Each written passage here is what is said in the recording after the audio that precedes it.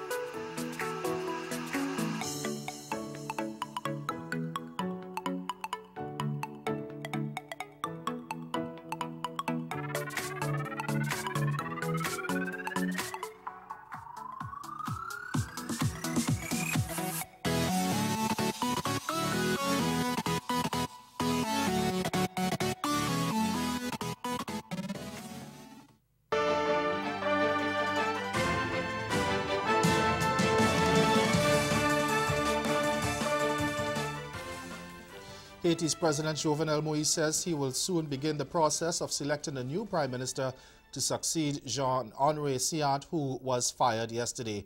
The Chamber of Deputies passed a motion of no confidence in Séant and his government, forcing them out of office. But Séant says he does not recognize the decision. In the motion to remove the government, 93 lawmakers voted in favor, 6 against, and 3 abstained. President Moïse has written a letter to the Speaker of the Chamber of Deputies, Gary Bourdou, informing that he will begin consultations with Parliament as soon as possible on the selection of a new Prime Minister in accordance with Article 137 of the Constitution. Séant and his 21-member cabinet will remain in office as caretakers until a new Prime Minister is named. Under Haitian law, a caretaker Prime Minister and government can only oversee the country's day-to-day affairs and cannot enter into any new contracts. Séant, a lawyer, had replaced Jacques-Guy Lafont as Prime Minister 6 months ago following a series of street demonstrations over fuel increases. But in recent weeks, President Moïse has been under pressure from opposition parties to step down over his handling of domestic affairs, as well as the use of funds under the Petrocarib, an oil alliance of many Caribbean states with Venezuela, to purchase oil on conditions of preferential payment. Now, Séant says he will be present in the Senate on Wednesday and that he has been in discussions or discussing with his team the appropriate response to give the Chamber of Deputies.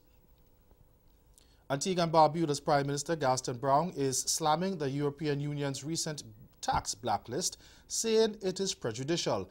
The Europeans have included several Caribbean countries, Trinidad and Tobago, Belize, Barbados, Bermuda, Dominica, and Aruba, on the new list, which they said was based on an intense process of analysis and dialogue. The Dominica and Belize governments have publicly condemned the EU's position, and Prime Minister Brown said moves are underway to get CARICOM to issue a statement indicating that the body deplores the attack and will resist it. Since the European Union has no jurisdiction, they have no right to be issuing any such sanction lists. And I see they call it a blacklist. We also see that as an affront. It is prejudicial. And what is happening here is that they are trying to avoid tax competition. They're literally overriding our sovereignty to decide on our rate of tax and trying to recover monies that really do not exist.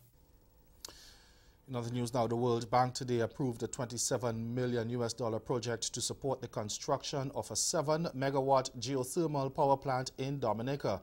The geothermal risk mitigation project is expected to significantly lower electricity costs in the island and increase the share of renewable energy in the country's energy mix from 25 to 51%, reducing greenhouse gas emissions from 38,223 tons of carbon dioxide per year.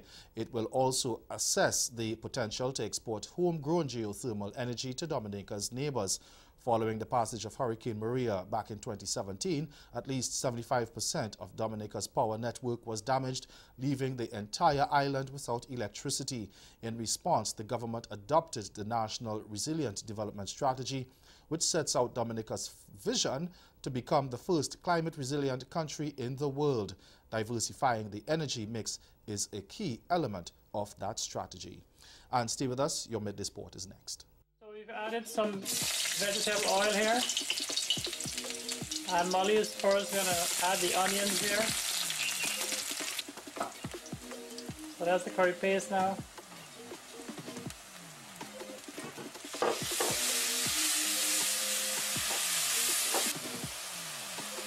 So the 2 minutes is up and Molly is adding the hassa here now.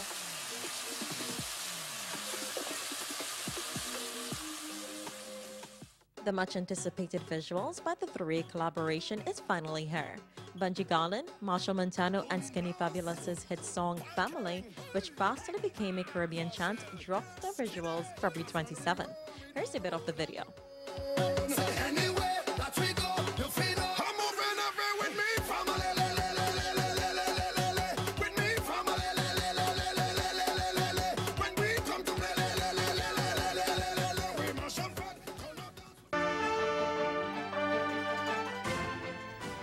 Cricket West Indies has pushed back claims by ESPN Cricinfo that the regional governing body for cricket has admitted liability in a legal case brought against it by former head coach Phil Simmons and could have to pay damages of up to $400,000.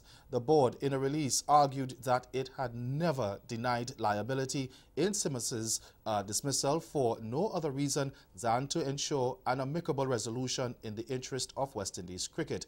CWI stated, quote, "The negotiations with the former coach Phil Simmons and his representatives are ongoing. While we have a hearing date for March 26, 2019, we are hoping to reach a settlement soon," end quote. Trinidadian Simmons was abruptly axed in September 2016, just 6 months after overseeing the West Indies' capture of the T20 World Cup over what CWI termed differences in culture and strategic approach.